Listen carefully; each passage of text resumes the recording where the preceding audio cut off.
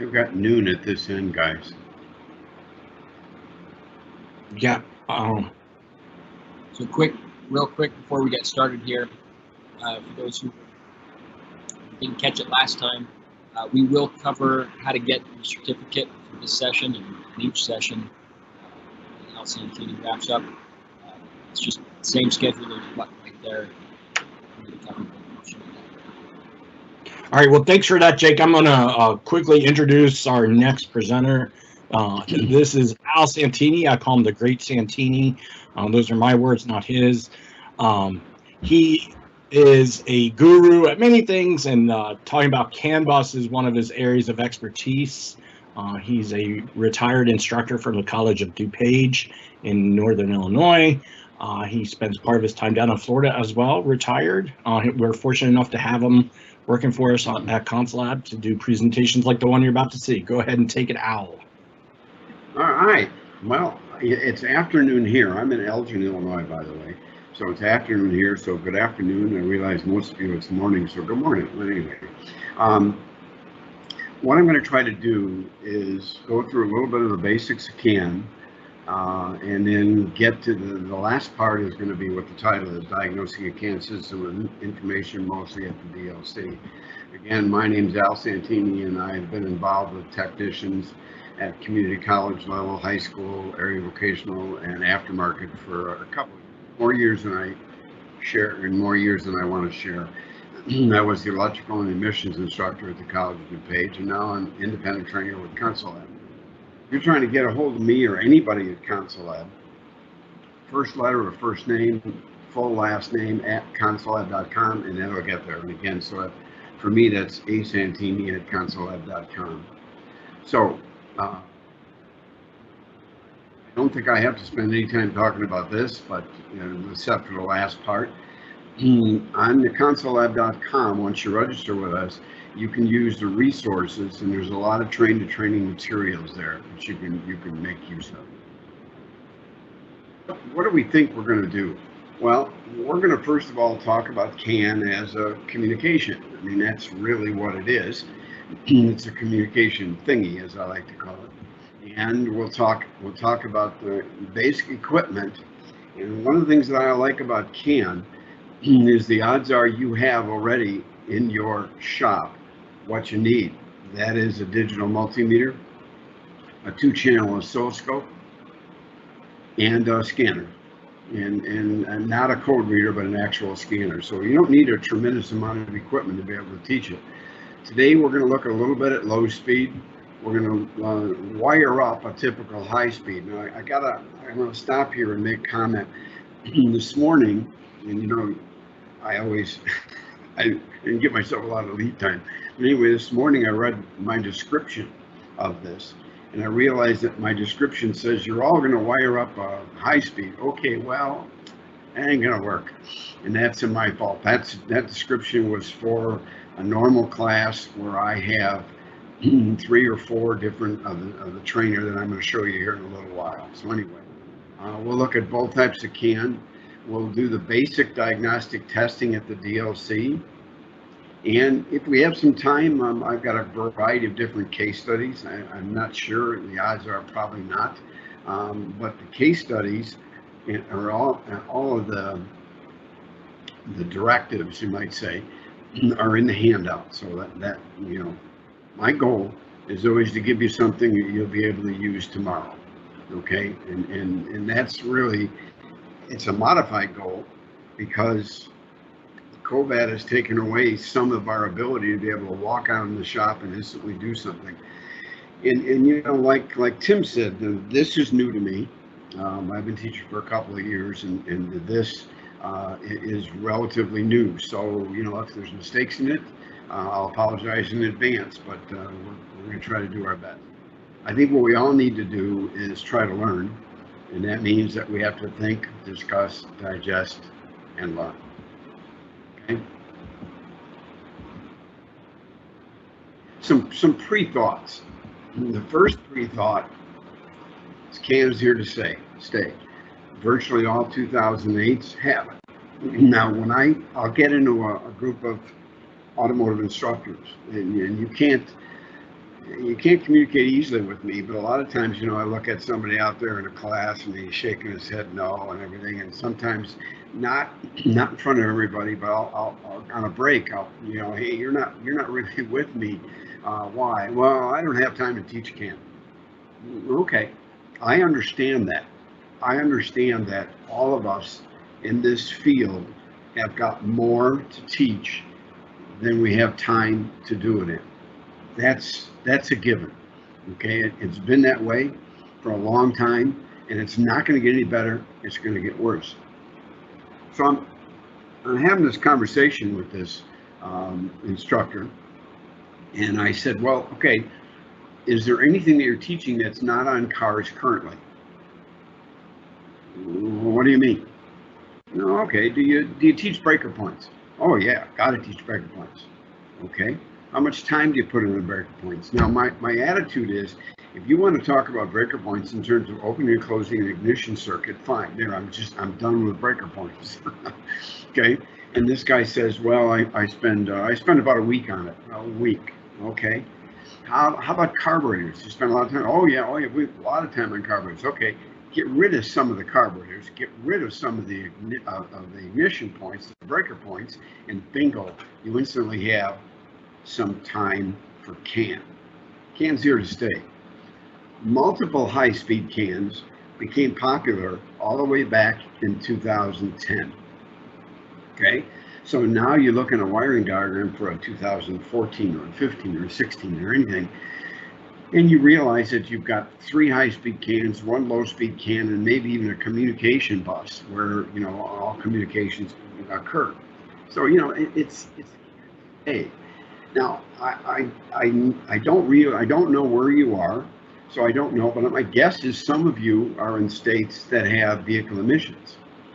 And if your vehicle emissions involve mil-on or monitors, CAN is a frequent source of mil-on or of monitors that will not run. So if either one of those 2 scenarios, the mil is on or the monitors haven't run to completion, if any one of those is a mission failure or perhaps a reject or whatever, hey, you have to get into CAN. Okay? Frequent DTCs, mostly used, but not necessarily.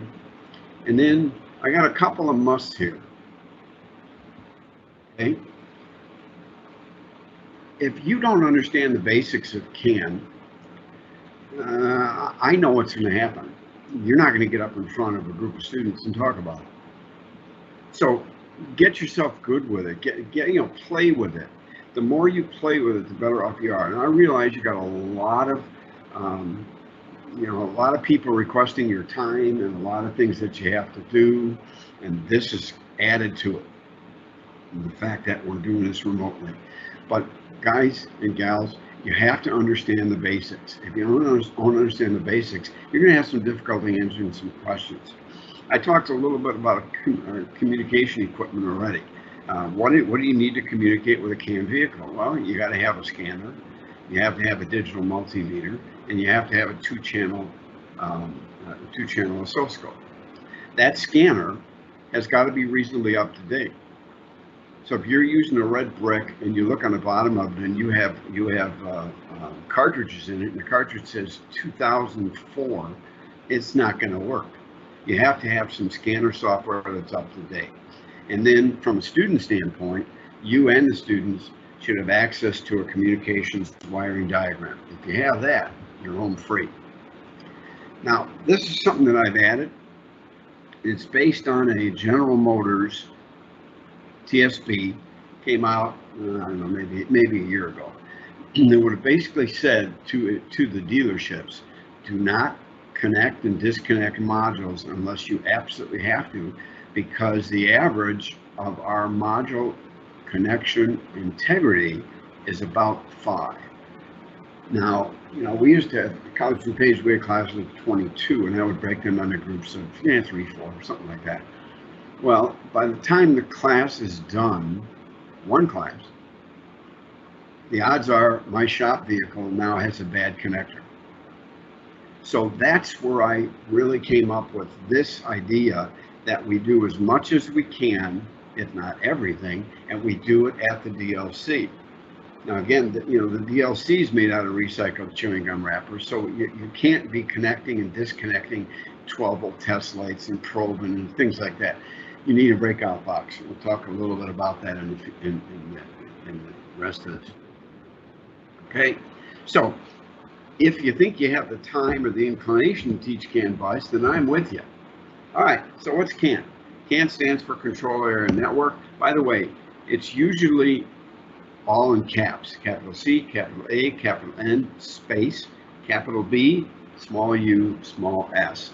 That's the way the manufacturers write it up, and we might as well do the same way. So what is it? Well, it's a way of connecting devices. And you have an automobile that has 8 high-speed modules. Pretty low tech vehicle, by the way, but it's got 8. Okay, those 8 are all communicating one another on something like an Ethernet. They're communicating on a twisted pair or CAN bus. Okay, some vehicles will use a LIN, and I'll talk a little bit more about that a little while. Let's get a couple of definitions out of the way. When you connect a scanner into the DLC, you are connecting into the gateway. The gateway is a device that communicates with the outside world. It is also the device which is kind of in charge. So you got to think about it from the standpoint that is the gateway important? Absolutely. Without it, you're not going anywhere. Car doesn't start, car doesn't run. You can't even listen to the radio on some cars. You need the gateway because the gateway is what wakes everything up, and we'll talk about that in a little while. And it is the device which is all the communication. So again, emphasize to the students, when you plug a scanner in, you are plugging it into the gateway. The gateway talks along the bus. That's wrong. Okay, never mind. The bus is the interconnection or connection between devices. And it can be a single wire, or it could be a twisted pair. The most common thing we have now is a twisted pair. First of all, why is it a pair? Well, we have data going out at such high speed, and we have all these different modules listening and talking and everything else, that a pair of wires just works better. There will be exactly the same signal on the 2 sides of the twisted pair, if everything is okay.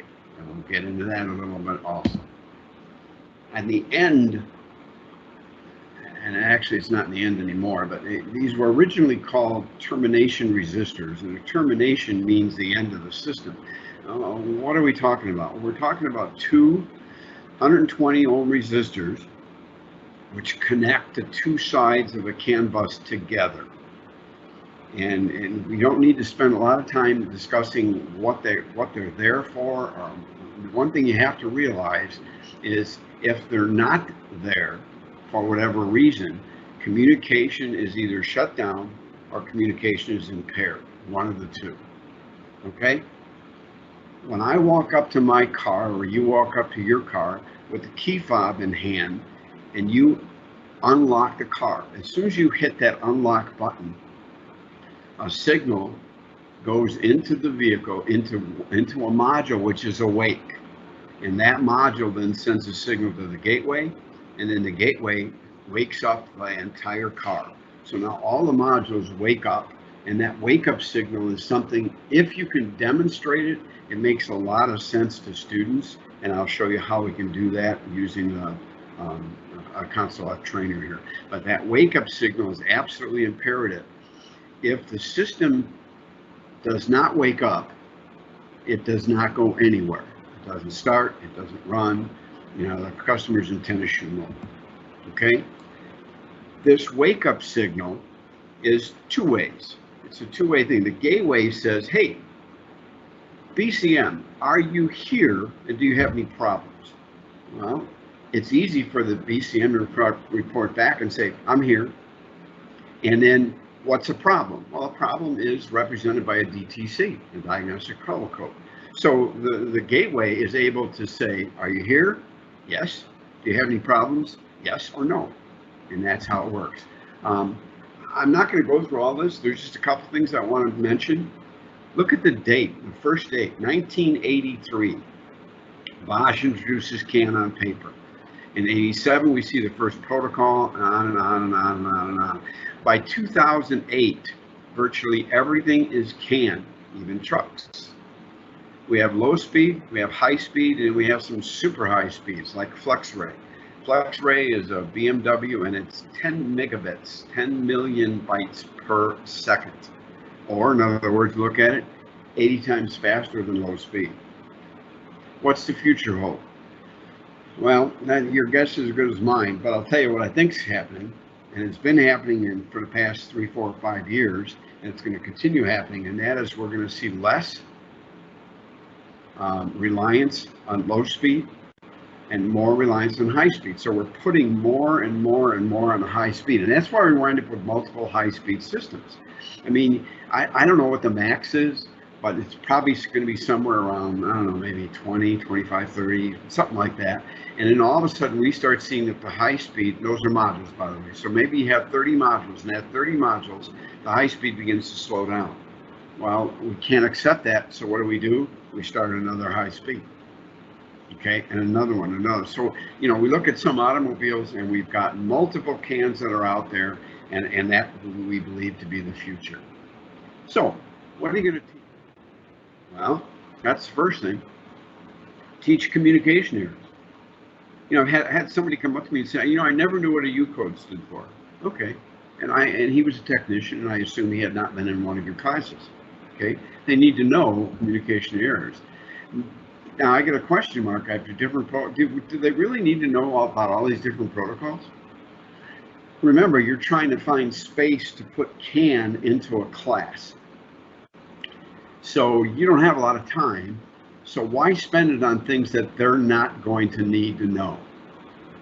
Just like I've been in classes where the instructor had 3 hours and he spent an hour talking about all of the different ways that CAN buses are wired. And my thought was, okay, now this is why I have this unexplained twitch right now, because I can't see myself teaching that. I can't see myself teaching protocols. When the student plugs in, that's the protocol, okay? Does the scanner read it? If the scanner reads it, then we know the protocol matches, not a problem. Do we need to teach single wire versus 2-wire? Yeah, probably, because that's what's out there. Low speed and high speed, yeah, sure, that's what's out there. Don't forget, multiple high-speed CAN networks are becoming common.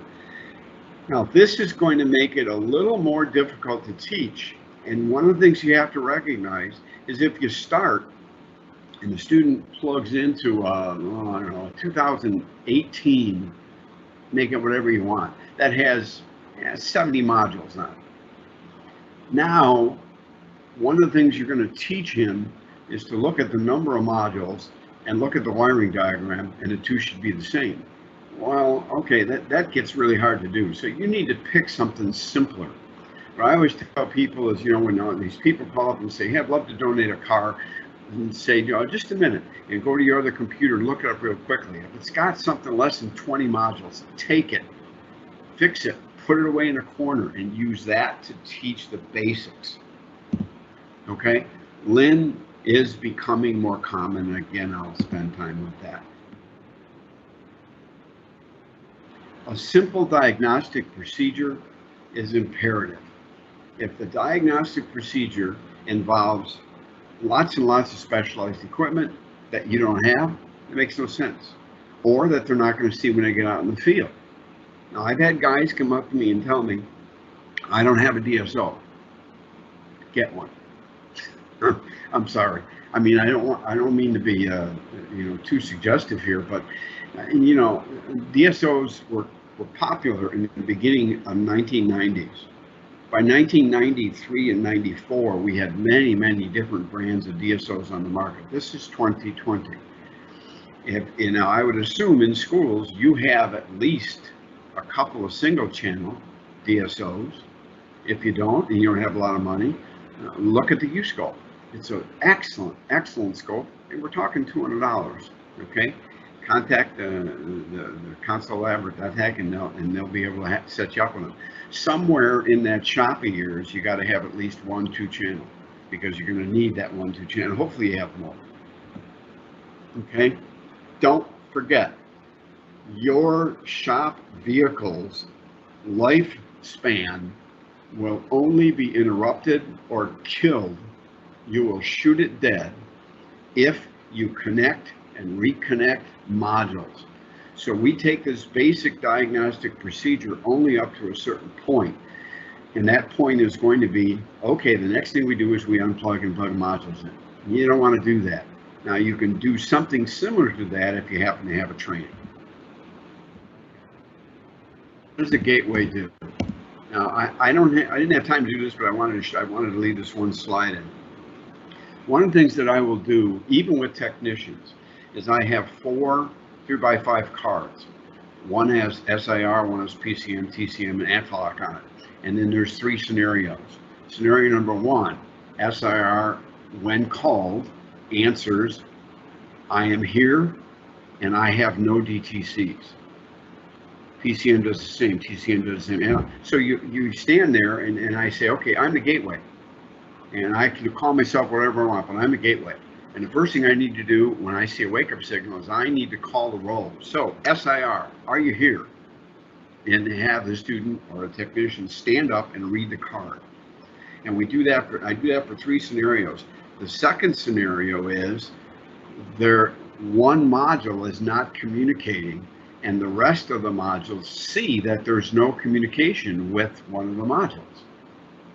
And then the last scenario, we call the roll, SIR, person stands up, quiet, doesn't say a word. PCM stands up, nothing. TCM, nothing. Analog, nothing, which means there's been a total failure and the CAN bus system is down. This really works good, and the younger the student, the better off it is. What has to happen here? Well, communication. And in that communication, we have to indicate DTCs. And we have to indicate that they're there. I mean, this is all what the gateway needs to see, okay? And this only is accomplished if the CAN bus is functioning correctly. See, again, remember, the very first thing that CAN bus does is it wakes up. So we have signals which begin going to everything on the CAN bus. And then the gateway pings the individual modules. It does it extremely fast. Matter of fact, it pings everything all at the same time. And it waits to see everything come back. So that's all part of these conclusions. If you're going to use and you want to, you just can't, they got to know what the gateway is according to you, well then fine. Show them this diagram. This is a Chrysler, okay? Chrysler's using a Tippin module, and in that module, that's the gateway. How do we know it's the gateway? If you go up on the left-hand side, it's part of the CAN-C bus. If you go off on the right-hand side, it's part of the CAN interior bus. Now, there are other buses, but this is the one that's important, okay?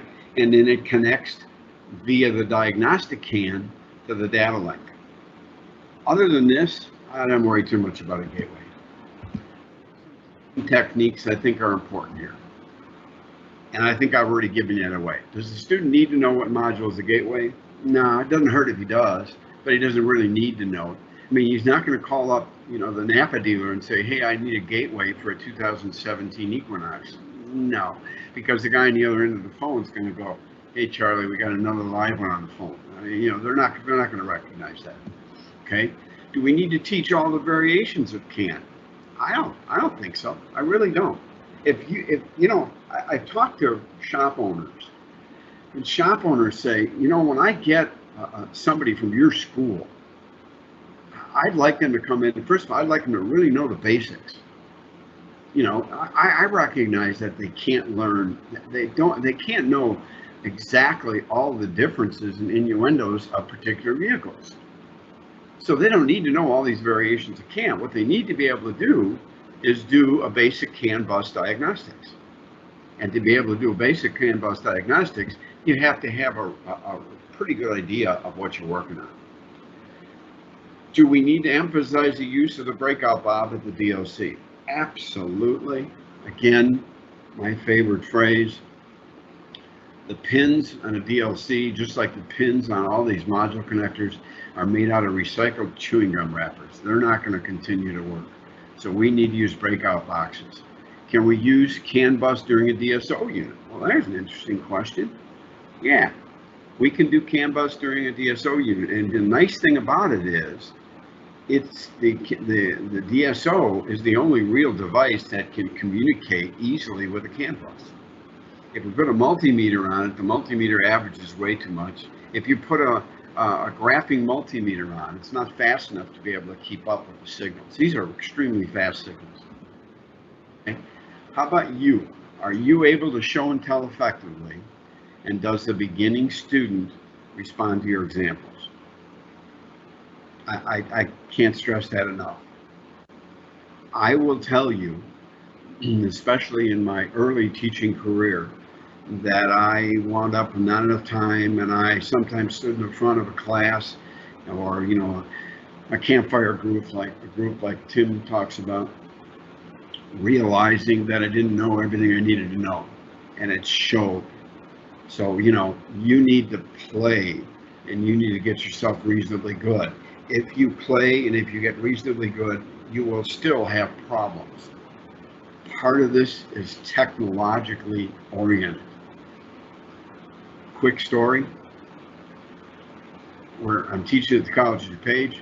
By the way, it was the largest community college in the country at that time. We had 40,000 plus students. And so DuPage County, real large community, and IBM approached our president and said, hey, we'd like to go through teaching and using computers in the classroom. Now we're talking, by the way, we're talking late 80s now, late 80s, or maybe even mid 80s. And so Hal, the president, said, oh yeah, we'll make it an institute day for the whole county. So we had thousands of teachers from all over the county sitting in our auditorium. And this guy comes out and he tries to fire up the crowd. That doesn't work terribly well. So finally he says, okay, teachers, let's see how you can use computers in the classroom. He's got this big red oversized switch. He switches the switch, nothing lights up. I mean, if you can visualize tumbleweeds rolling across the stage.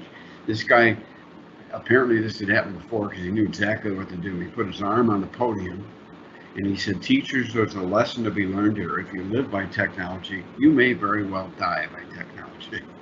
So hopefully I won't die tonight. All right.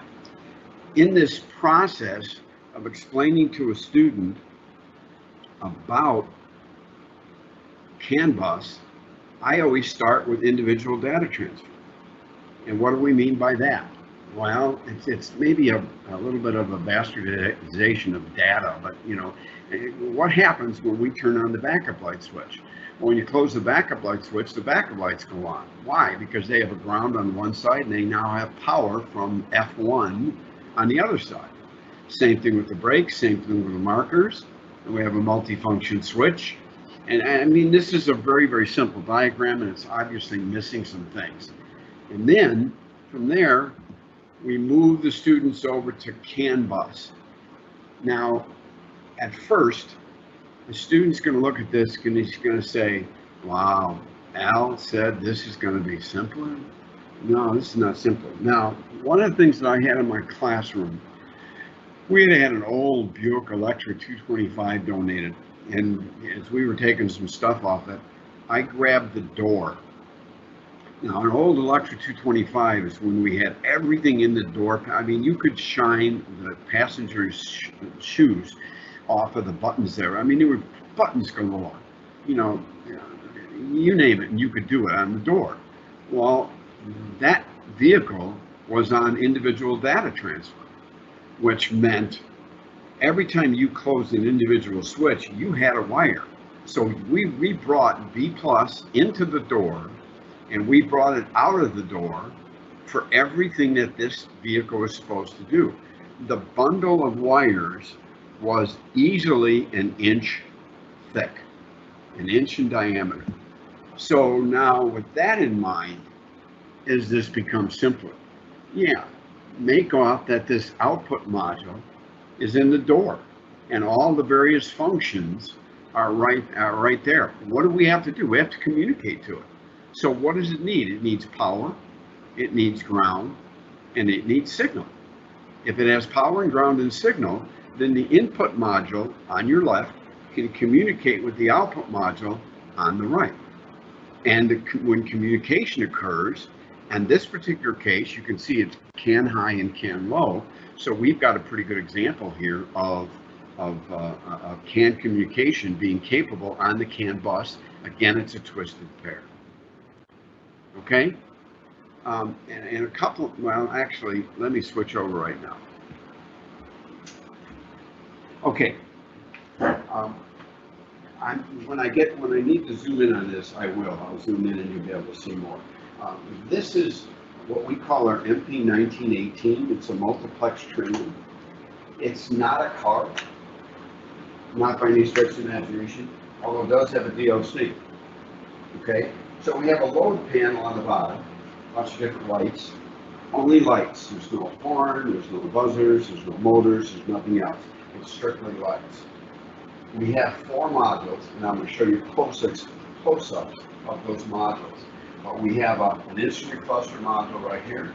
We have an input module right here. We have an engine control module right here. And we have an output module over here. These need to communicate with one another. Now, one of the things I did in an effort to be able to make this a 2-hour class is I have wired loads. So if you look over here, and you'll get those that are a little more close up, I have 5 terminals: right turn, left turn, backup, marker, and tail lights. Okay, so those are coming off the output module, and the output module has fuses on it. Okay, so let me go back to the PowerPoint. This is a close-up of what the input module looks like. Couple of things about it. You see on the right hand side F2, 3, 4, 5, and 6. There is an F1, but it's out of the screen. By the way, I make no claims to be a good photographer. I suck at that aspect of it. So anyway, these are fuses. There's 10 amp fuses, which are off on the right side of the screen. The input module has a yellow band all the way around it, and you'll notice that there are 4 symbolic wires that have been drawn in there: ground, battery, low, and high. So what you're trying to show a student is an input module, like any other module, needs to have power and ground, and it needs to have communication capability, which is CAN, and if it's high-speed CAN, CAN high, CAN low. The blue plugs that you see there, that gives you the ability, if you're going to use this trainer, to show a student what's actually happening inside of the module. You're probably going to use a scope, but anyway, okay? We have an output module, and again, I'm a rotten photographer, so you see what I cut off at the top: black, red, green, yellow. Also, next to it is one of the end-of-line resistors, one of the 120 ohm resistors. Okay, the output module has 5 5-amp fuses, fuse F7 through F11, and you can see what they power. They power the right turn, the left turn, the backup, the marker, and the tail. So this is the output module close up.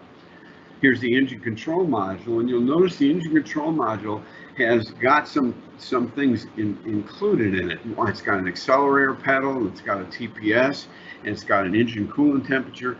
This is so that it can communicate with the instrument cluster. So these 2 modules communicate really well, the engine control module with engine temperature and everything else. And again, you'll see at the top of it, ground, battery, low, high. And on the left is a ground bus. So I pre-wired the ground bus, okay? And again, the last module is the instrument cluster. Now you'll notice, and again, I chopped off the bottom of this, sorry about that, that on every one of these modules, there is yellow and green connector, which is supposed to be the high-speed CAN bus. So somewhere, all of these have to connect together. That's our CAN bus junction block. A bunch of greens all connected together, a bunch of yellows all connected together. And this is how this thing's actually going to work. Okay, now let's go back and let's do a little wiring. So to do that, we're gonna switch over and we're gonna go to, hang with me here for just a second.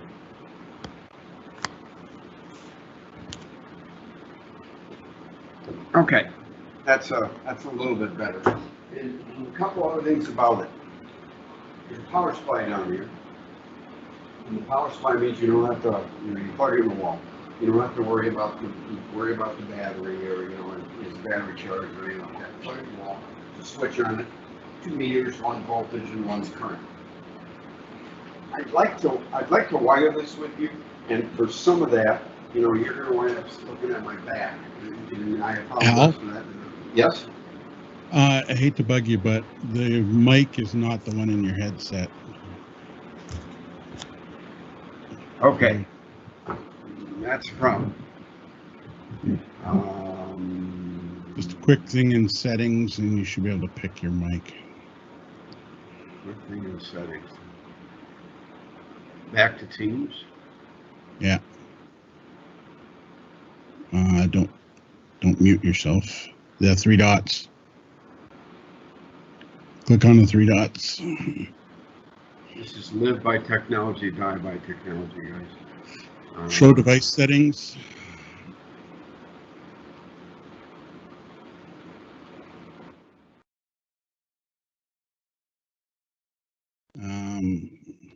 Below. Testing 1, 2, 3, 4. There you go. I like that. Thanks, Rick. Yeah. This is, what can I say? Okay. This is new to me. I wanted to be more mobile. So I took my headphones that I use when I'm out walking, and I'm using them today. And what I just did was live by technology, die by technology. Anyway, what I like to do with a student is to say, first of all, prove the lights work.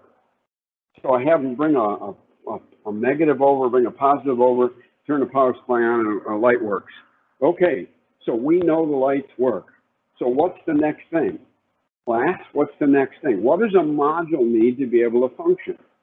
And again, we don't have a lot of back and forth here, but the answer should come back: power and ground and signals. Power and ground and CAN bus. So if I take, and I'll start over here, only because I think this is the easiest one for you to see. I'm going to go up here to the battery, and then I'm going to go across the fuse F1. I now have powered that once we turn the power on. Okay? Here's the input module, F2. Here's the ECM, F3. Here's the output module, F4. If you teach it this way, teach so that every one of the modules has its own power and its own ground. That just makes a little more sense in the student's mind. Okay, the next thing we do is we run a ground. So we go back, here's the instrument cluster. We run a ground. Input module. Ground.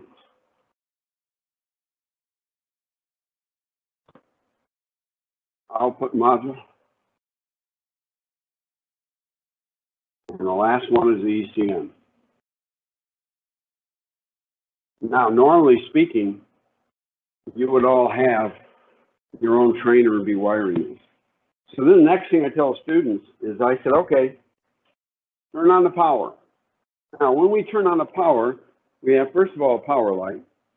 And then second of all, I'm not sure you can see this. Let me block it. Okay, the input module is on, light is on, and the engine control module is on. But the instrument cluster is not on, and the output module is not on. So at this point, what I want the student to understand is that it's still not going to work. So if we go up to this thing and we say, well, let's turn on the backup light. There, backup light on? And obviously the student answers, well, no, the backup light's not on. Why isn't the backup light on? Well, the backup lights must be missing something. Okay, here's the backup light. Does it have power? Yes. Does it have ground? Yes. So then the thing about it is it must not be getting a signal into the output module. This is a good time to also identify why these two modules have lights on.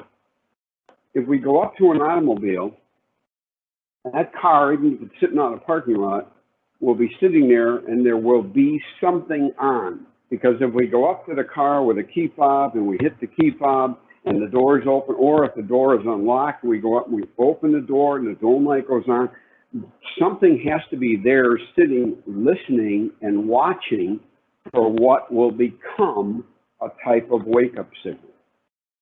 Okay? So now, why don't we have any communication here? Well, why don't we have any light here? Well, we don't have light because we have no communication. So I'm going to turn that back off.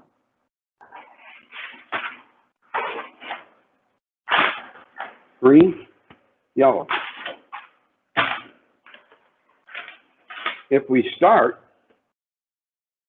now again, I realize that it's a little hard to see, but I'm just in the junction block. So then we have 4 modules. So I'm going to go up to the first module, which is the instrument cluster, and I'm going to connect a green and a red, green and yellow, excuse me. Then I'm going to go and, excuse my back. I've now put CAN bus to the input module. Green and yellow. Over to the ECM.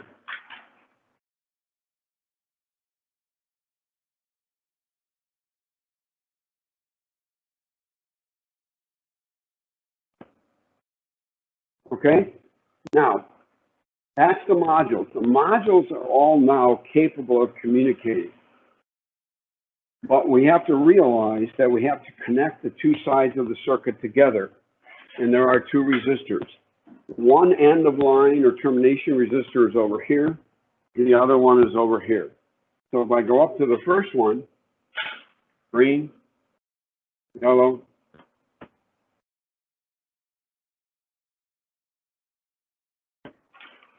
go up to the second one,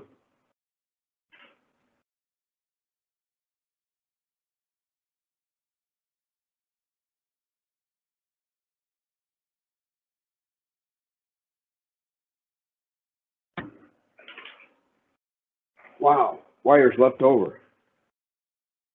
The DLC has no real function except in terms of giving the ability to communicate to the outside world and things like that, and also as a test point. The DLC also has CAN high and CAN low. So that's my last set of wires.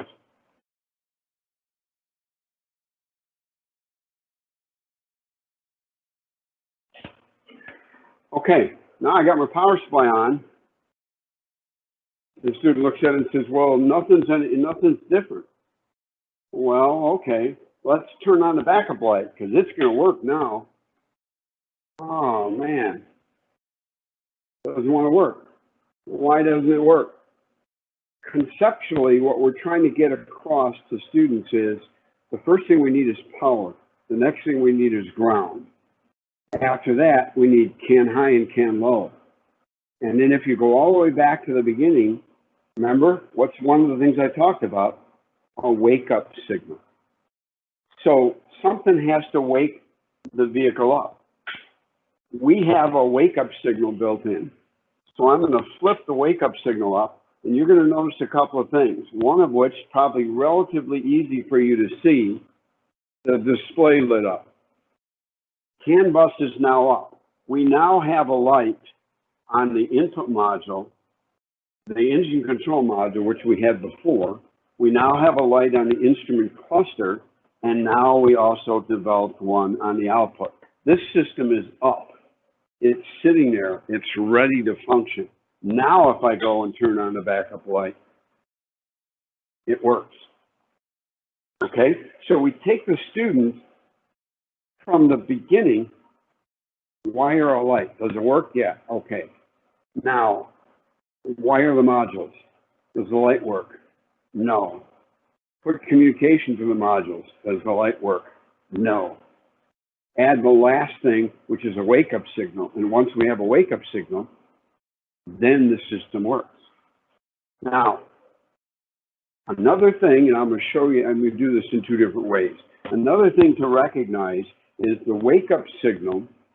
When the wake-up signal is not there, the system will eventually go to sleep. Watch your display. 1, 2, 3, 4.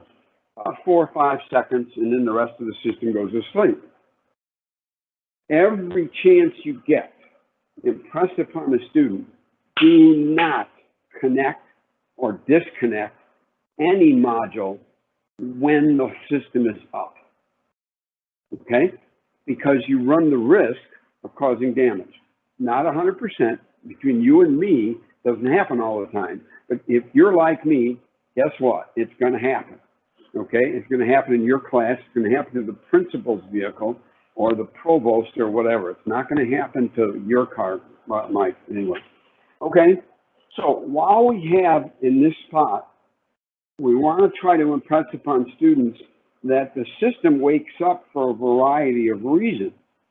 One of the reasons is, and I usually have a key fob, is you turn the key fob on. When you hit the key fob, the system wakes up because now it wants you to open the door, put the key in the ignition, or push the button or whatever, okay?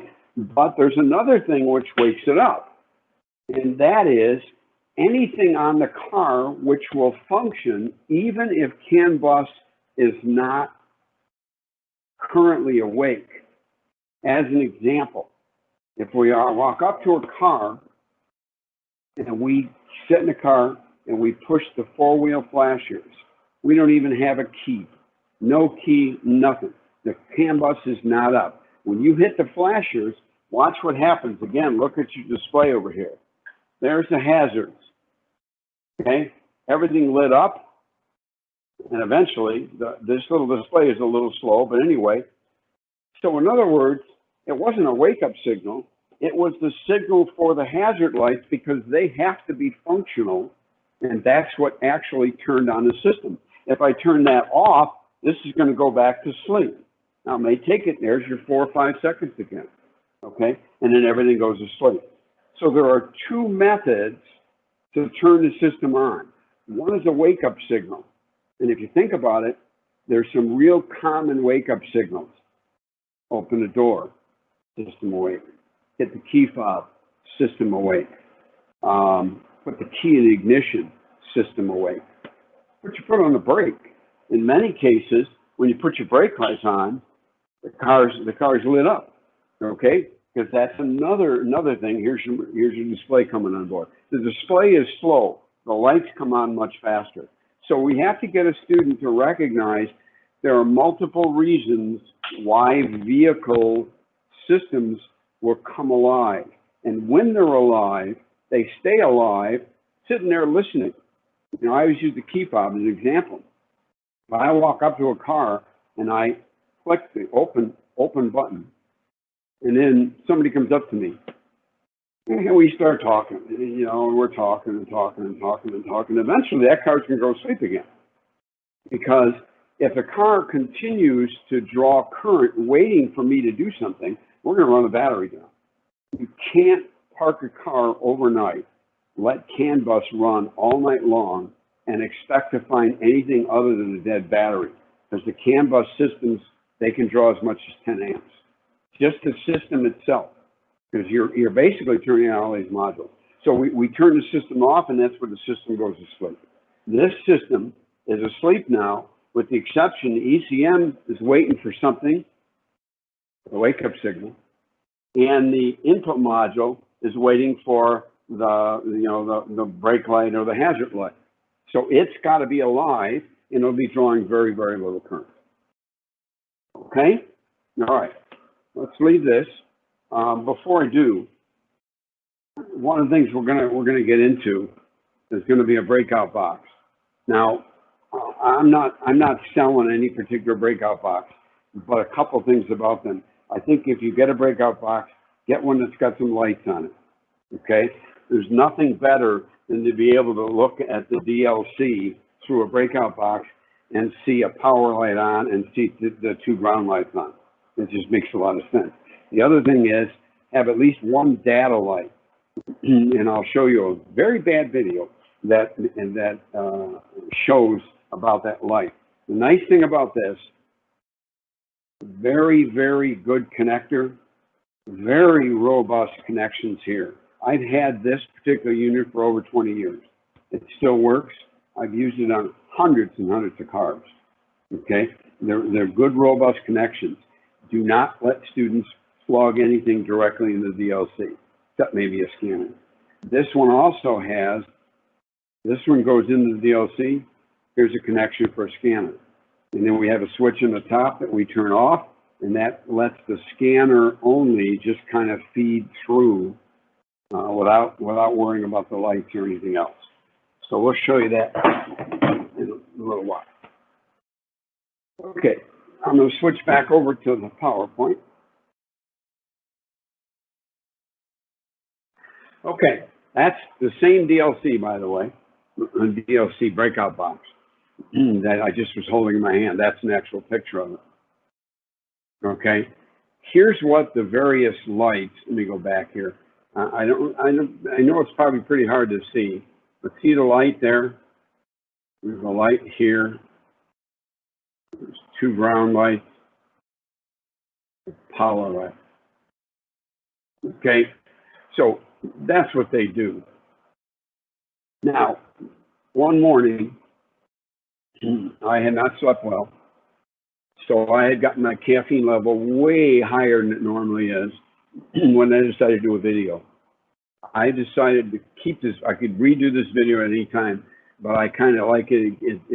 To me, it shows my infallibility, that's for sure. Anyway, okay. Watch the CAN.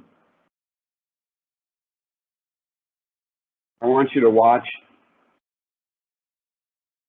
CAN pin 6 right there. Okay. Now I'm going to reach through the door, windows are open, and I'm going to turn on the door locks.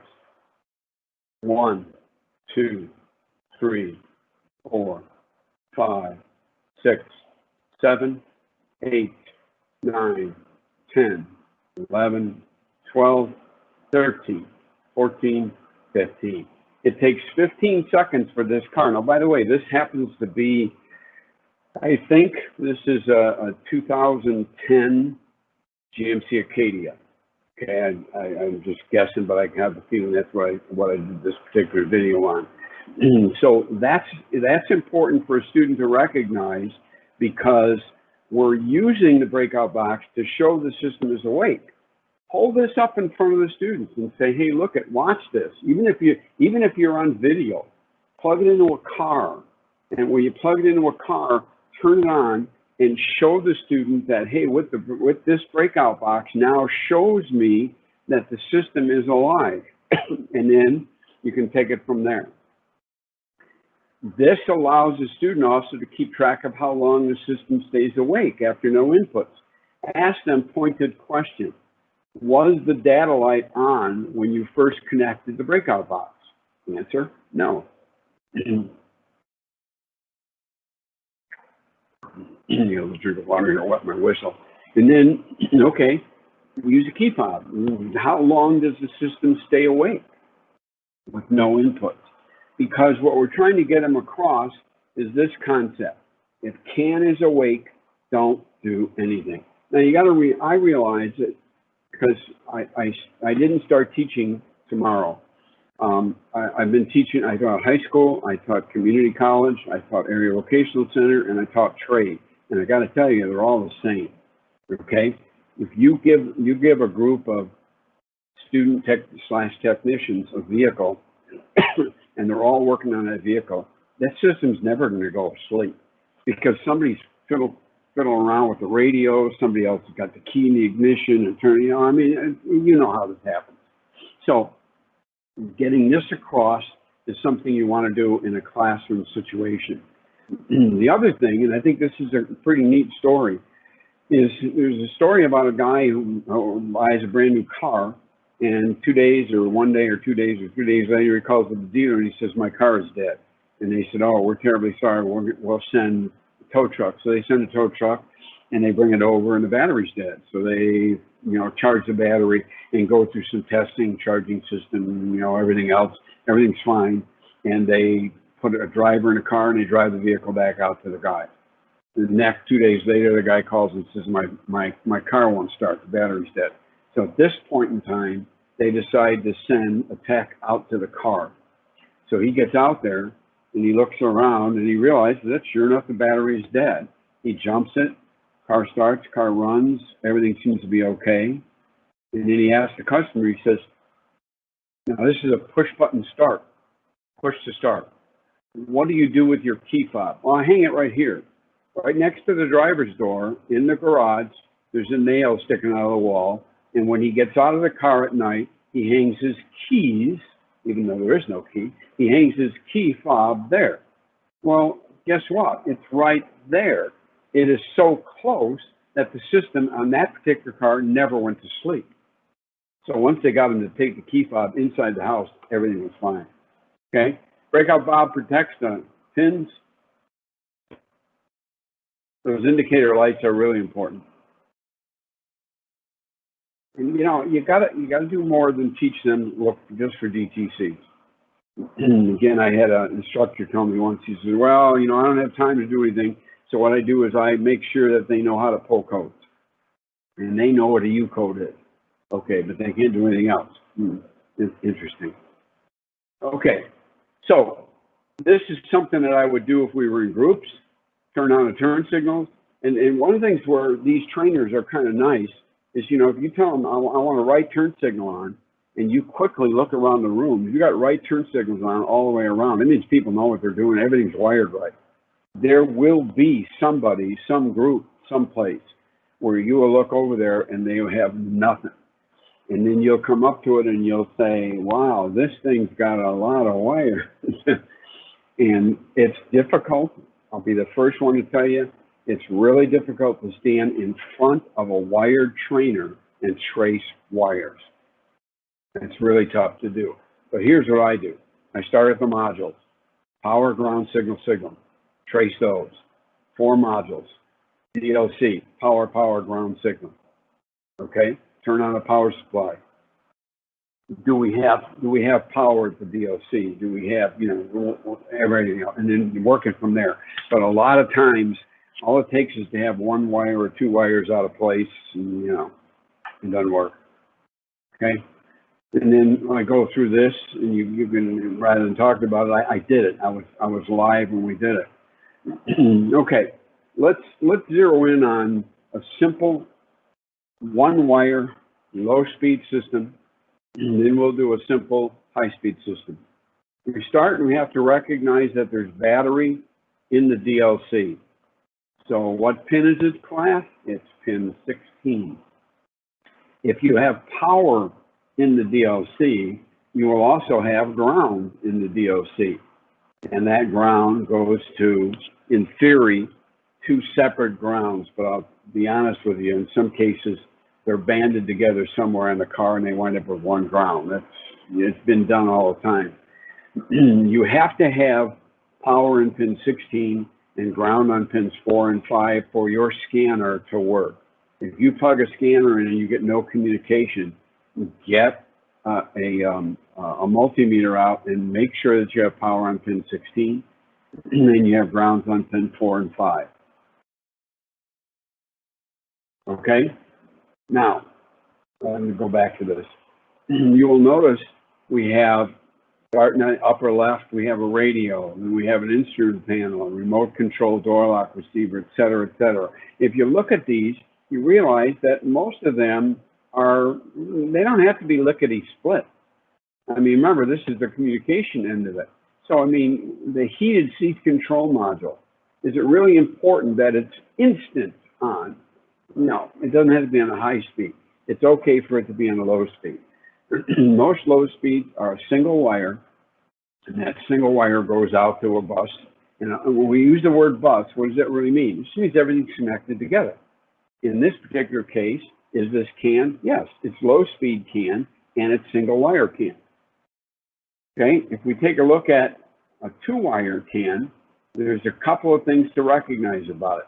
The first thing is it will have 2 data link resistors, which may or may not show on the wiring diagram.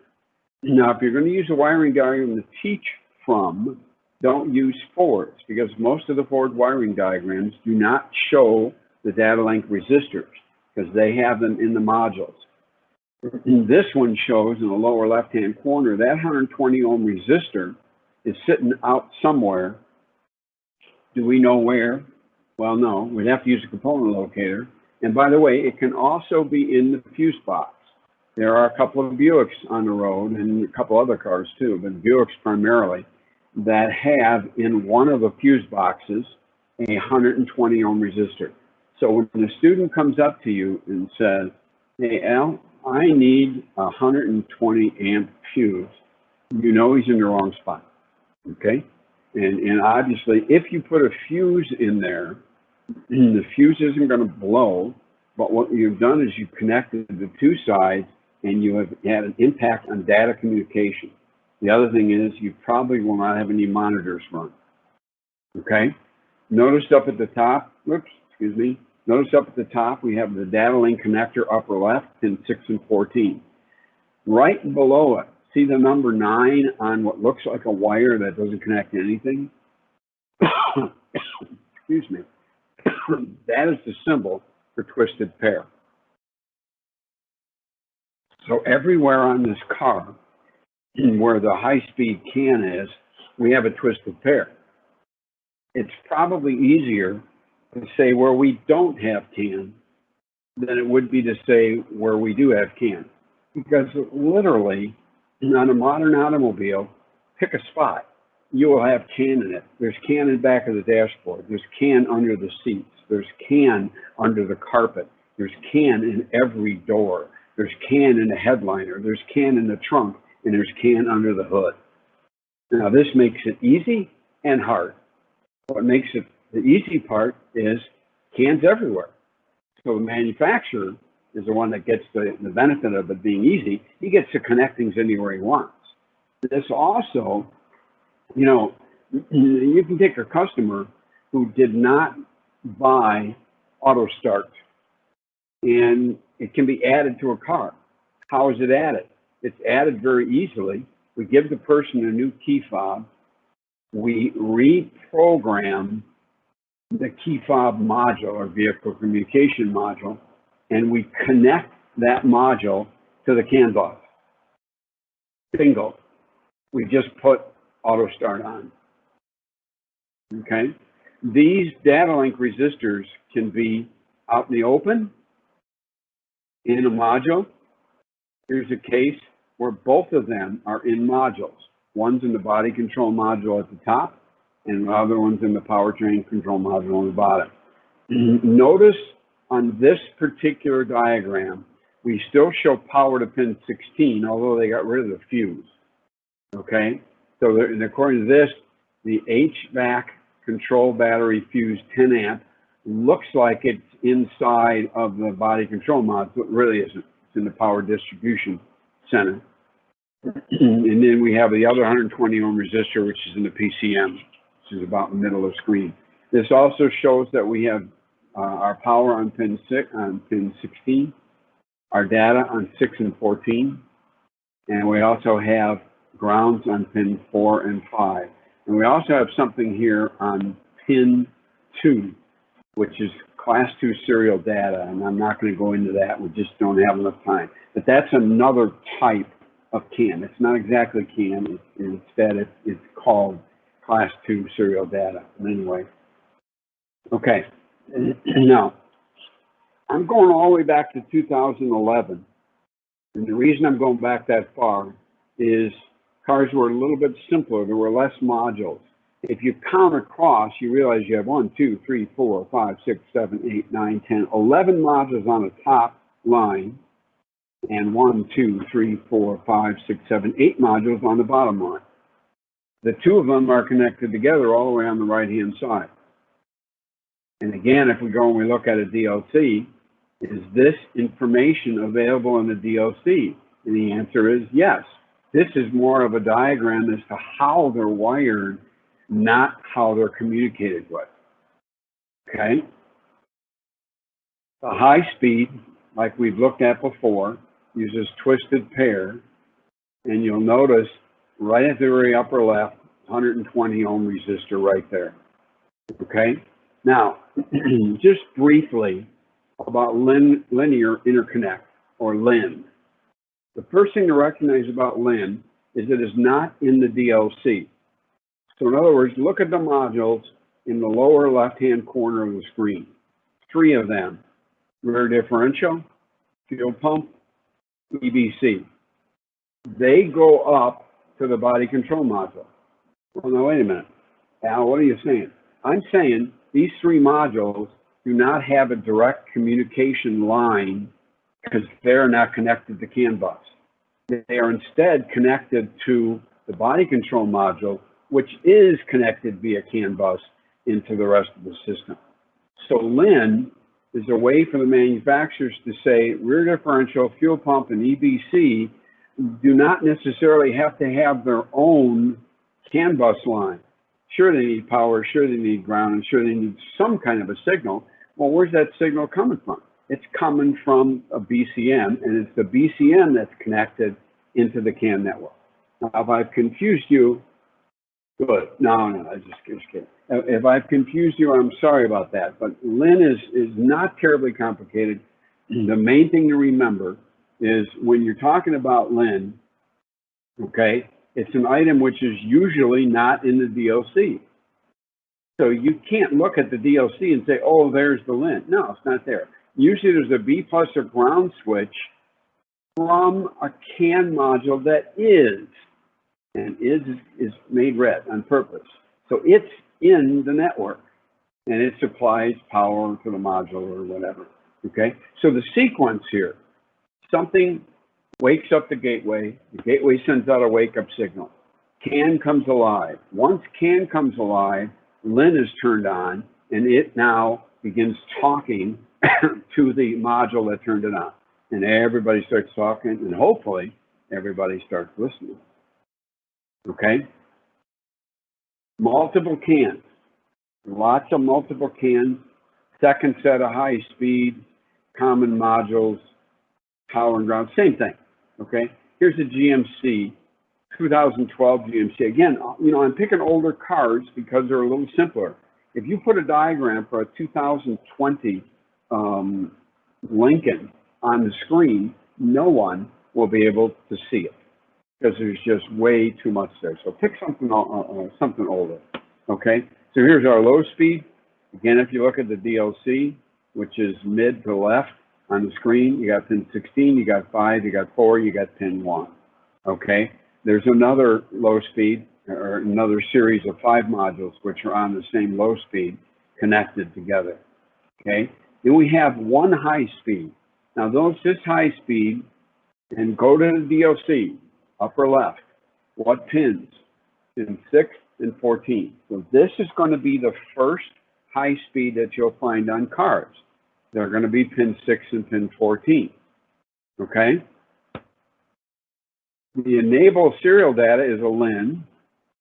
There's a linear interconnect on a BCM, and there's on the radio and HVAC, there's a LIN. So you've got a lot of LINs on this car. And then, now, look down. It used to be pin 6 and 14, is now pin 12 and 13. Now, this is not an either or. This is and. So in other words, You have a high-speed network on pin 6 and pin 14. You have another high-speed network on pin 12 and 13. Okay? And here's the pinout for the same vehicle. Now remember, this is 2012. Pin 2 and 3, not used. Pin 7, 11, not used. Pin 15, not used. There's a whole bunch of other things that can be put into the data link connector. And that's one of the things you'll notice. I don't think, I may be wrong on this, but I don't think there's an automobile yet that uses all 16 pins. There probably is. Anyway, so if you look down pin 6, high-speed GM LAN, serial plus. 6 mates with 14, notice high-speed serial data minus. 12 and 13 mate. 12 is plus, 13 is minus.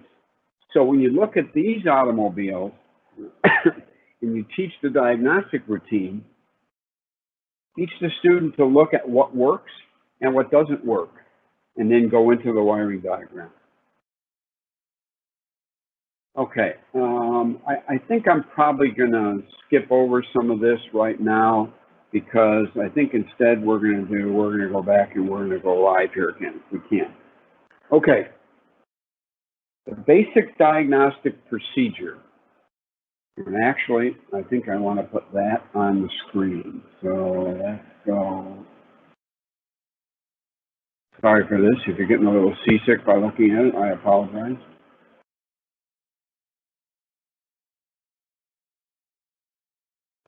Okay. Basic diagnostic. Now, this is a part that you do on a car or you do on a trainer. I'm going to do it on a trainer just because the trainer is a little more convenient for me. And hopefully for you also. This trainer follows everything about the basic diagnostics. And you will find, engine benches. I got another trainer that I'm looking at right here, which is built off of a Cobalt chassis. It has the same. You can use almost any of our trainers to teach CAN bus diagnostics on it. Just when you get to the end, do not have students disconnect and unconnect things. So we take a basic diagnostic and we say, we have no communication, we have a no starter or crank. Now, this is what typically brings a car in, or like Tim went through on the previous class, you have a check engine light and something else. Well, for us, I'm going to say for no communication or no start. First thing we do is we pull the battery. Now, I understand that when you pull batteries, sometimes you put some modules in parallel and they have to relearn things.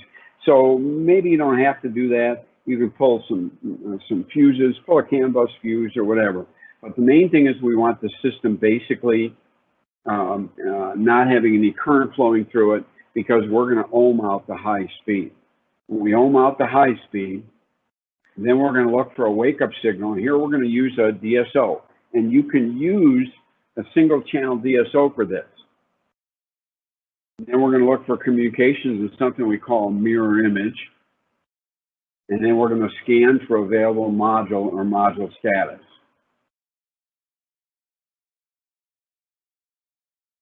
Okay. I'm going to unplug my battery. I just cheated. I turned the power supply off. Okay. Now, I recognize that this is hard to see. So I may wind up having to read it to you. But what do I want? What am I looking for? Well, I'm going to go up to pin 6 and 14. Actually, before I do that, I'm going to turn the multimeter on ohms. And I'm going to zero it out. Okay. And then I'm going to go up to pin 6 and 14. And by the way, you don't have to worry about polarity or anything else. Let's see. No, can't read it. Anyway, it says 59.4 ohms. Al, you said there are 120 ohm resistors. Yeah, but how many of them are there? 1, 2. They are wired across, which is another way of saying they're in parallel. So they're in parallel in the circuit. Now, Ohm's law says the total resistance of resistors in a parallel circuit is always going to be lower than lowest resistance. Or a subset of that is if we have two resistors which are the same resistance, 120, 120, then the resistance value will be 60 ohms. Now, a real nice, this is a nice part about a trainer. What happens if one of these resistors goes to lunch? I just unplugged one line. I went up to 117.7 ohms. Didn't quite go up to 120, but you know, these resistors on cars, they bought all of the old Radio Shack store resistors when they were going out of business. So they're not a 120 ohm exactly. Okay? So the first choice I had was I had 60 ohms, didn't I? Okay? I basically have an open circuit now. I disconnected my second resistor. I basically have an open circuit. What I actually have here is 9 mega ohms. 9 million ohms on a car is like an open circuit. Okay? So let me plug them back in.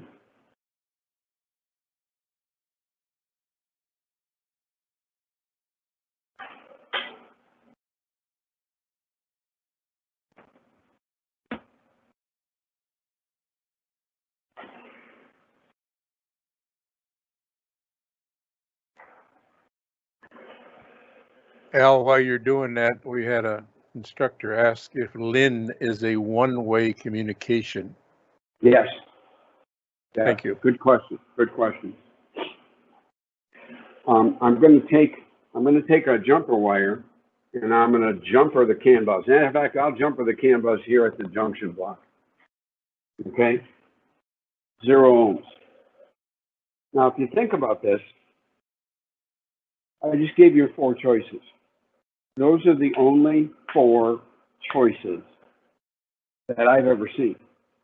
And that you're probably, I mean, there are other choices, but you're probably never going to find them. The most common choices, what's the first? 60 ohms. What does that mean? There is a communication pathway. 120 ohms. One of the resistors or one of the resistor pathways is not there. Open circuit. Neither of the resistors or pathway are there. For 0 ohms, the CAN bus is shorted. Now, you know, oh, Al, it never happens. Okay. Based on my time, I know I'm not going to get to any of these case studies. My first case study in there, though, is a case where a student of mine who's in some night classes that I'm teaching calls me and asks me to come. And anyway, we get into this, and, you know, the car won't run. Cars have recent service. What's the recent service? Nobody knows. Turns out the recent service was a bracket. This was a municipality, a bracket that was installed on the dashboard so the guy could take his meter off, his water meter, and hang it there when he was driving to the next site. Put it in. I don't know. Somebody who looked around in his toolbox and said, well, I need 2 screws here. Here's 2 3-inch deck screws. And he screwed the 3-inch deck screw all the way right smack dab through the middle of the CAN bus. Okay, so he shorted it out. So it is something you may see, you may find. Okay, so I don't screw myself up later on. Let me unplug this.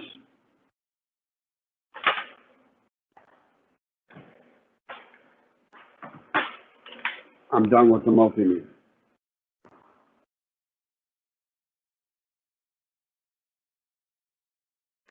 Now, somewhere along the line, your students have heard, hopefully not from you, but your students have heard that if they get a multimeter across a battery, you burn the multimeter out. Well, that's only partially true, right? If it's on amps, yes. But in this particular case, we're talking about measuring resistance. And the only thing that happens is you get an inaccurate reading.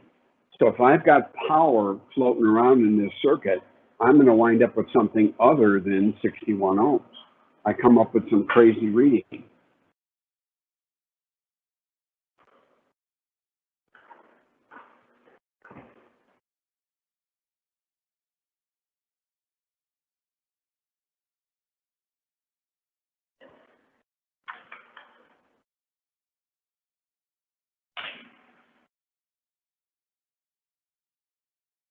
I am right now floating between 143 kilo ohms and about 101 ohms. So I'm floating. So I'm going to use it. So right away, I'm going to say, oh man, I got a problem here. No, the problem is you have power. If we start shutting things down, especially if we close out the power end of it, when this thing settles down, there's 60 ohms. Once it took the system going to sleep.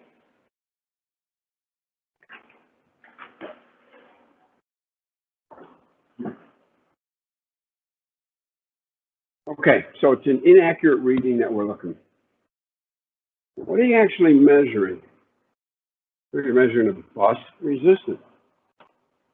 Now, you know, somebody might say, you know, this is a brand new modern car and you're using something as old as a multimeter on it.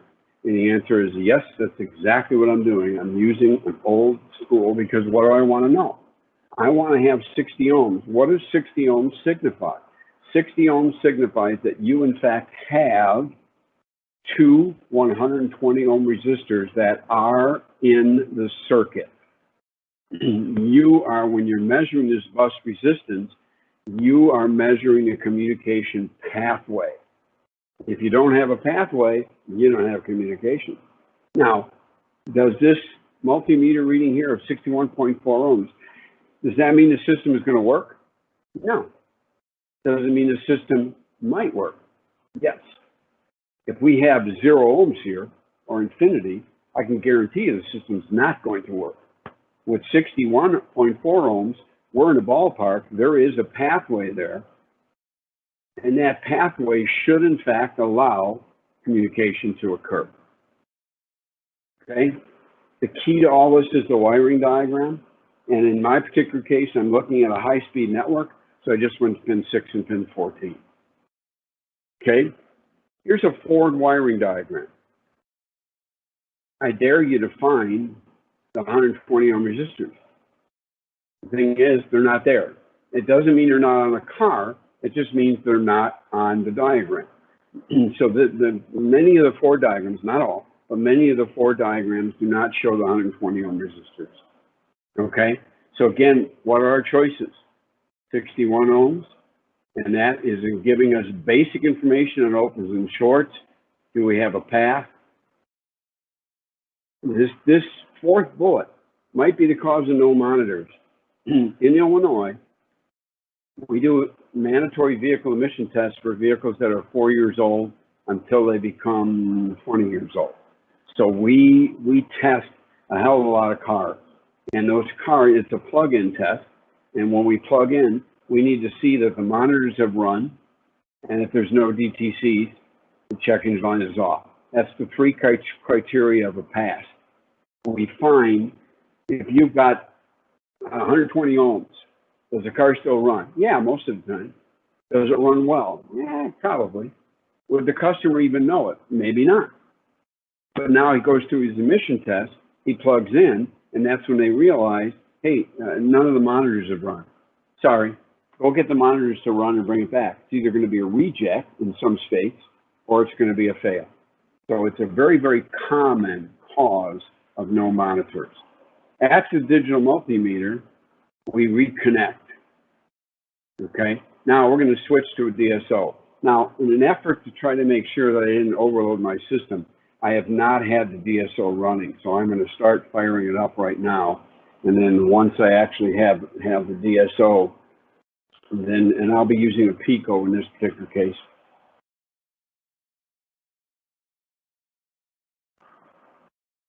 I'm not, by the way, I'm not saying that Pico is the best or the worst or anything else, but you know, it's a 2-channel. I have a 2-channel Pico, and it's an interesting component, an interesting system to use.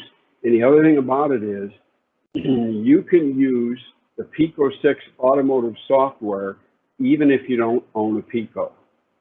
Dick, is my Pico on the screen? Yes, it is, Al. Okay, all right, thank you. It was silence there, and it was like, oh boy, I'm talking to the garage wall maybe. Anyway, let me just go real quickly through. the Pico 6 automotive software, even if you don't know a Pico, you can go online, you can load it. Once you load it, you run it in, it's like a test mode. I can't think of it. Demo mode. Demo mode. Thank you. Yeah, I knew you knew it. Okay, in demo mode. Once it's in demo mode, if I go up and I touch on automotive, I come up with a whole bunch of things. I'm going to touch sensors, and I'm going to say, oh, okay, crankshaft, and I'm going to look at inductive, and I'm going to say running.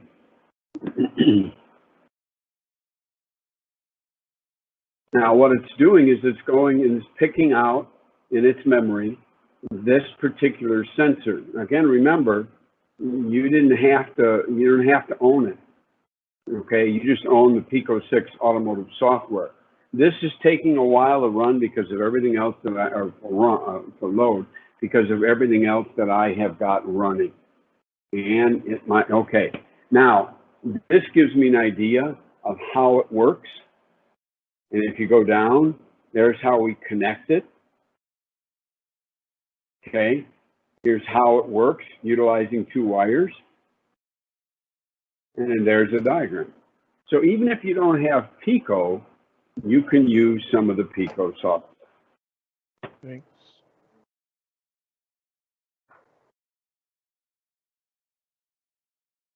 Oh, I didn't want to do that.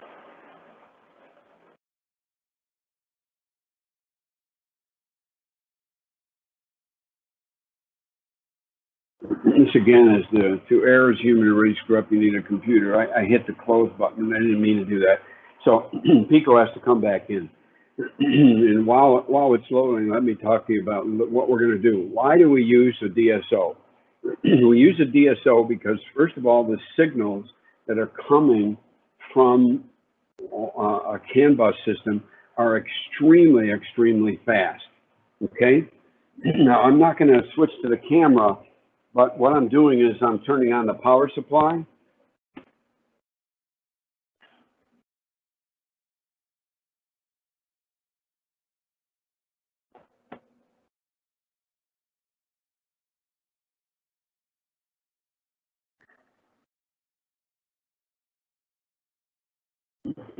Now, those signals are, they're coming by real fast, but what's happening here is these are a series of packets, okay? The packets are going, and interesting thing about this, and something that we'll have to probably diagnose, I'm going to turn off my wake-up signal.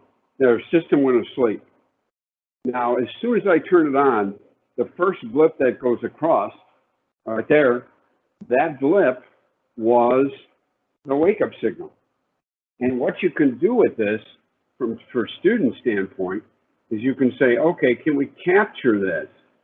Yeah, we can go like this, and we can take this, and we can bring it up to, let's put it about there. Yeah, that'll do it. Okay, now, I'm going to put the system to sleep. And once the system goes to sleep, and I can see it by looking at it, then I'm going to start. Now, the reason there's no pattern on the screen is because nothing has happened. The next thing in sequence here, we started out with the ohm meter. And the next thing is to teach the students how to look for a wake-up signal. Okay? So right now, I'm going to go up. I've got my oscilloscope set, and I've set trigger for single, and I've set my trigger level for about 2 volts. Okay? And I'm going to go up and I'm going to hit the wake up switch. Okay? Notice I got a pattern. I got one little blip over here. That's actually the wake up signal.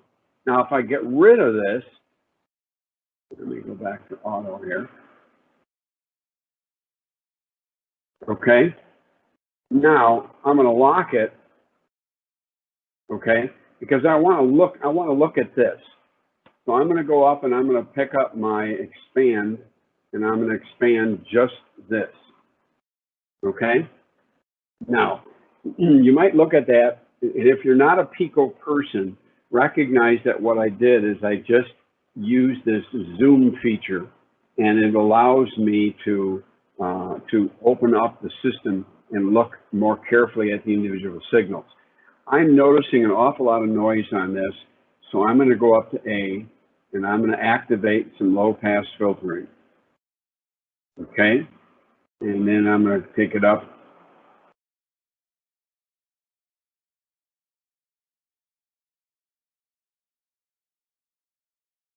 That'll be good enough. Okay? So that's a packet of information. What's a packet? Well, a packet is a series of on-offs with little blips and a few other things thrown in, which are part of the communication protocol. So right now the system is communicating, and it's communicating on this, and obviously the system is on. So we had a wake-up signal. Now I'm going to flip back over to PowerPoint, because there's a wake-up signal on a low speed on an actual car. It may even be a little simpler for a student to understand. What I like to do is I like to say that when you look at the signals on our trainer, the signals will be in fact on-off signals, but they might not look exactly like they are in a car, because this vehicle of ours only has 4 electronic modules. It doesn't necessarily have 4 car modules. Okay, let's go back to Pico, and let's open up. Okay, there, that's a little better in terms of on-off signals. Now, I am on CAN low. How do we know I'm on CAN low? The signal starts high and it goes down.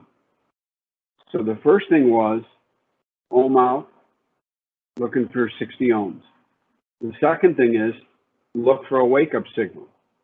The third thing, and probably one of the most important things, is going to be the next thing we want to do, is we want to look at what we're referring to as a mirror image. So I'm going to go up and I'm going to turn on B. Okay, and I'm going to connect B.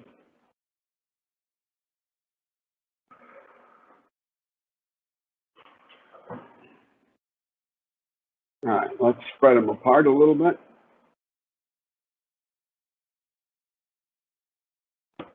Okay, now in reality, the way that it showed me is probably the most accurate. In other words, it's actually like this. Okay, but it's a little harder to see that way. So I'm spreading them apart. Okay, and then I'm going to freeze it. And after I freeze it, I'm going to zoom it. Okay, and I'm going to look at this, and the first thing I realize is this is really tough to see. So let's move this out of the way.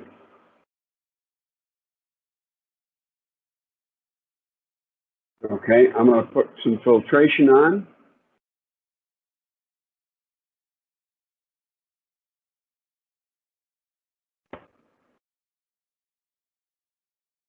Okay, whatever filtration, low pass filtering, you put on channel A, you have to also put the same thing on B, otherwise it isn't going to look right.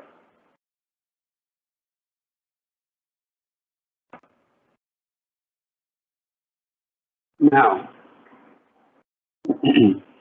what we're looking here is for communication, where communication occurs in a mirror image format on the CAN high and CAN low.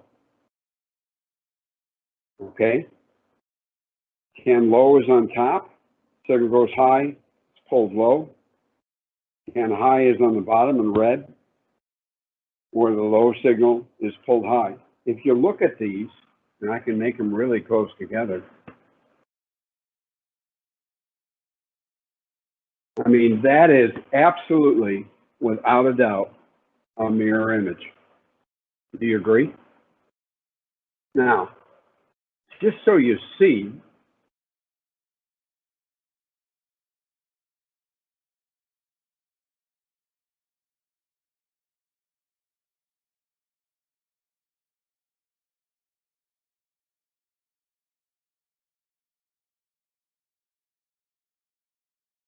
now the silence you heard It was me putting it in. Let's move this up. Not that far. Let's go to 40. And let's go to, again, you always match. Okay. Now I'm going to stop it. I'm going to expand it. Okay. This may be a little hard to see. But the question I ask you, is this a mirror image? And the answer is, for quite a bit of it, it is a mirror image, but for some other pieces, it's not. Well, let me, okay, time out here. Okay, that's live again.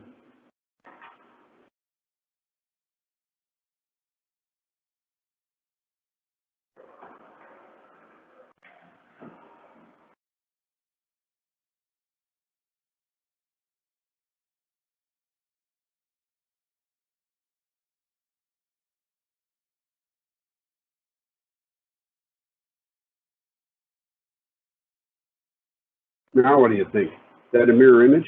Here, let's zero in. Let's zero again. It's not a mirror image anymore, isn't it? Does the pattern follow one another? Well, the answer is yes. But this is what happens on an automobile with a bad module. Now, I just put in a bad module, and that's something I'm not going to spend the time doing, but I'm able to put in a bad module. If you see this on a car, the car might still be functioning, because if I go up to this with this problem in it,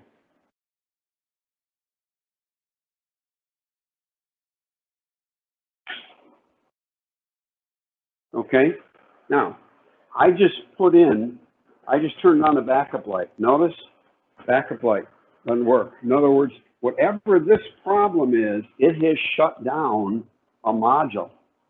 Does anything work? Doesn't look like anything works. So it has shut down the whole system. That's what this error did to it, okay? Because if we get rid of the error,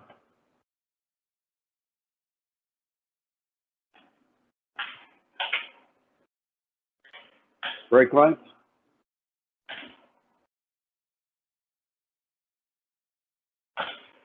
okay? The key here is to have the students recognize that once the signal is awake, then if we put CAN high and CAN low together, and we get them close enough, we will have a mirror image if the CAN bus system is in good shape. If there's a problem with the CAN bus system, then I showed you, you wind up with not a mirror image. It may track and follow one another, okay, but it's not the same thing. I usually like to go up to the first person in the first row and say, "Can I borrow your cell phone?" I don't even have mine out here. But when you connect to an automobile with a scanner, what's happening is the high and low signals are doing this. Okay? When there's a bad module in it, it interrupts, and now all of a sudden they may follow one another, but they're not in sync with one another. And you're looking for them to be in sync, not follow.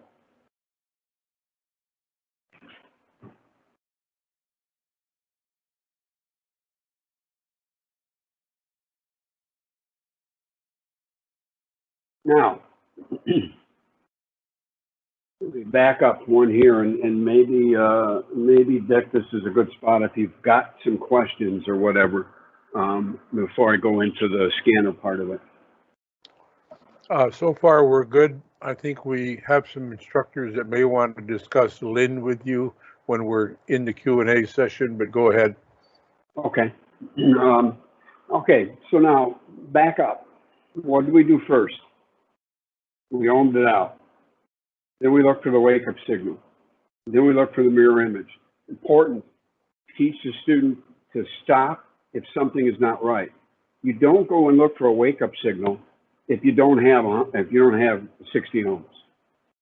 You don't go and look for a mirror image if the system doesn't have a wake-up signal because it's not on. Okay? The last piece of this involves using a scanner. Now, I'm a cheater, have been all my life. I use the simplest vehicles. If you want to teach CAN bus, you can, by the way, this is all available in the handout. So these individual items, you know, these individual slides are available there. Feel free to use them. We'd love it if you gave Council Lab a little bit of credit, but you know, the important point is I have chosen the simplest. This is the simplest CAN bus vehicle made. Now, obviously, it's not on the road much anymore. 2008 Pontiac Solstice. What do we know about a Solstice? First of all, it's extremely simple. There's your whole low speed, the entire low speed system. Here's your entire high speed system. Okay? Now, this is a good one to take note of. In the upper left-hand corner here, see where that 120 ohm resistor is? Notice it's just on the wires, just in back of the data link connector. I worked on a vehicle, it wasn't a Solstice, it was a GM, I think it was a Suburban, where, you know, it wouldn't run anymore, and we wound up realizing that in the process of driving the vehicle, the owner had kicked the resistor and disconnected one leg of it from the connector, which is on a twisted pair. So, you know, the position of these things is not necessarily the best thing. They're everywhere. We were looking for one once on not an Equinox, might have been an Equinox anyway. And the student, and I said, okay, find it. You know, I'll use a wiring diagram. He said, well, according to this, it's on the frame rail, rear of the car. And I thought to myself, oh, I don't know if that's right. Kid got a creeper out, stood under the car, came out holding this terribly corroded, because remember, I live in Illinois and we love salt. So all winter long, we throw salt on the roads to melt the snow and eat the cars away. That connector was so bad that we wound up having to clean it as much as we could, repair one of the pins, plug it back in, everything was fine. Okay, when you first plug in a scanner, and I'm going to use AutoIngenuity here just because it's one that'll show up on the screen reasonably well, automatically the scanner goes into the gateway and tells the gateway, please ping the modules and let me know what's here. So it's all part of the startup procedure. And the next thing is you wind up with a series of things. And what it says is tells you whether there's any diagnostic codes, like the first one, generic powertrain, no diagnostic code, enhanced powertrain, no diagnostic transmission, etc. And you wind up with 2 full pages. Now, this is where this next procedure becomes really difficult to do. Not impossible, but difficult to do. And for this, what I've done is I go back to my Equinox. So I asked the student to try to determine what they actually have prior to connecting. Use the breakout box. Have a wiring diagram. Keep the damn hood down. We don't need anybody messing around with under the hood or anything else. Okay? Pay attention to details. First thing that happens is the scanner says, requesting module status. What does this mean?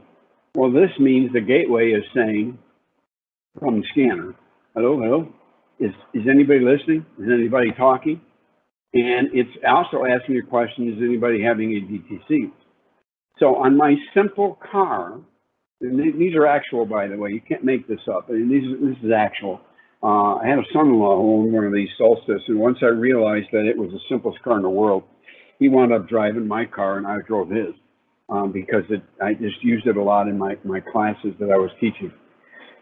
Module status, so back up. First thing is, you see on the scanner requesting module status from the vehicle. Please wait, okay? Now, here's module status. And this says that there are 1, 2, 3, 4, 5, 6, 7, 8 modules. And these 8 modules, none of them have any DTCs. So what the scanner says is, Hey, I asked a question. I took roll call, just like my teacher always used to do. I took roll call, and when I took roll call, I had 8 students here, and they all raised their hand, and they all did their homework. All right, so we're in great shape.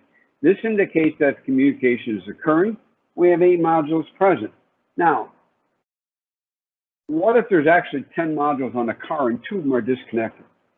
So here's where we go to the wiring diagram. We have no DTC. Here's the wiring diagram. Count the modules, please. 1, 2, 3, 4, 5, 6, 7, 8. We have 8 modules, and the vehicle scanner says there are 8 modules. So is the system functioning? Yeah, this particular one is. Now this is low speed, because you'll notice it's on pin 1.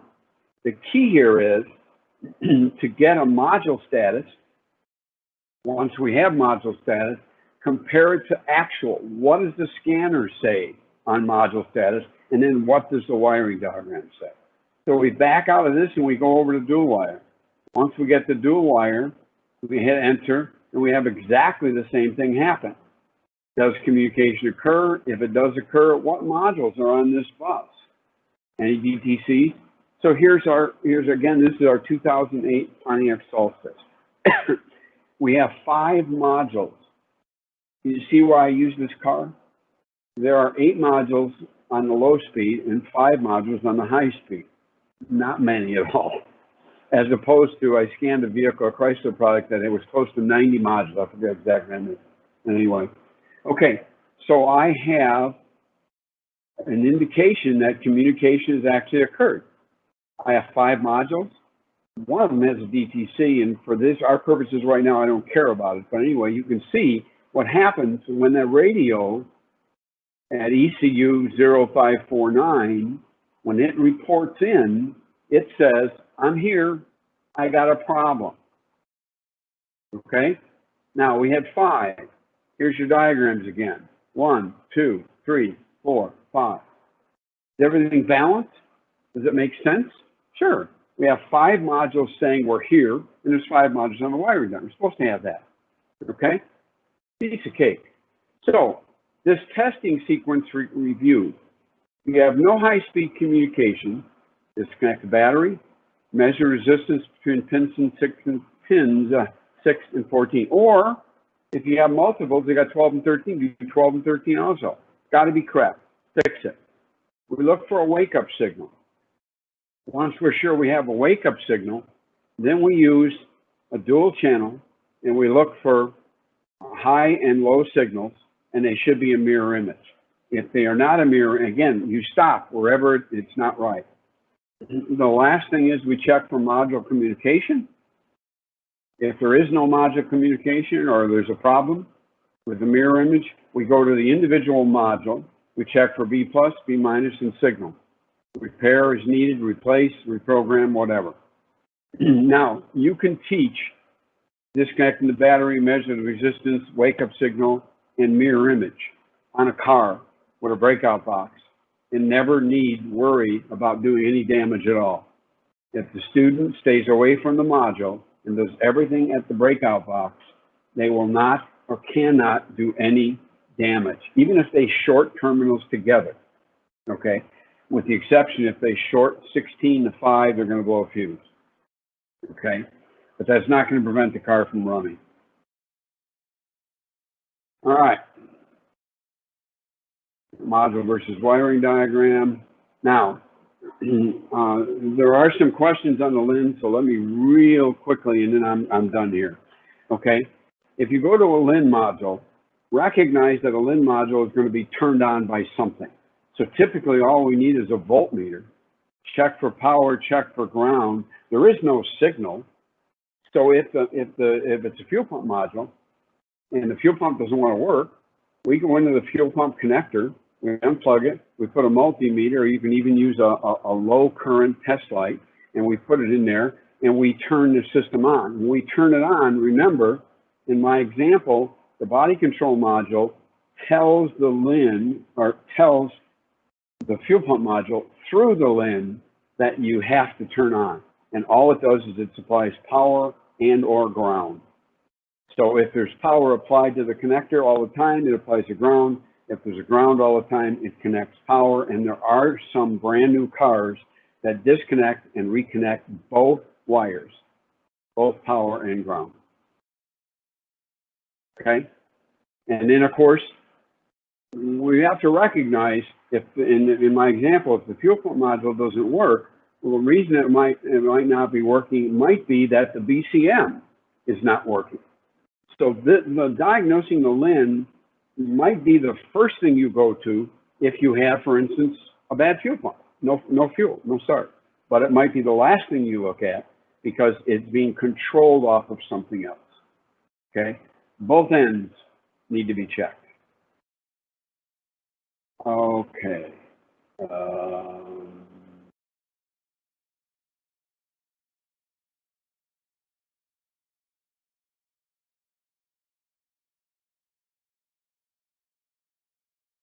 You can tell there's a few slides here I haven't gone through.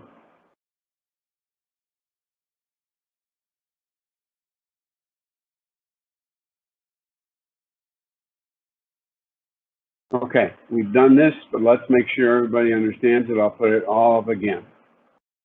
Okay, got to do it in sequence, people.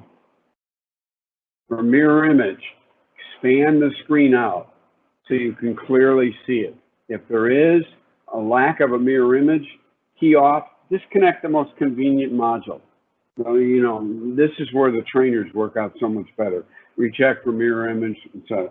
Do not disconnect the module with CAN bus up, because even if there was nothing wrong with that module, there may be now. We have two trainers, one of which is an MP750, which is a Honda. You can see it's got doors, it's got a dashboard, it's got headlights, taillights, it's even got a radio. So there's a whole bunch of modules here, and these modules are wired with special connectors which allow them to be connected and disconnected.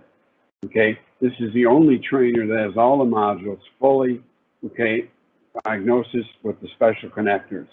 And this one will allow you in a class to connect and disconnect.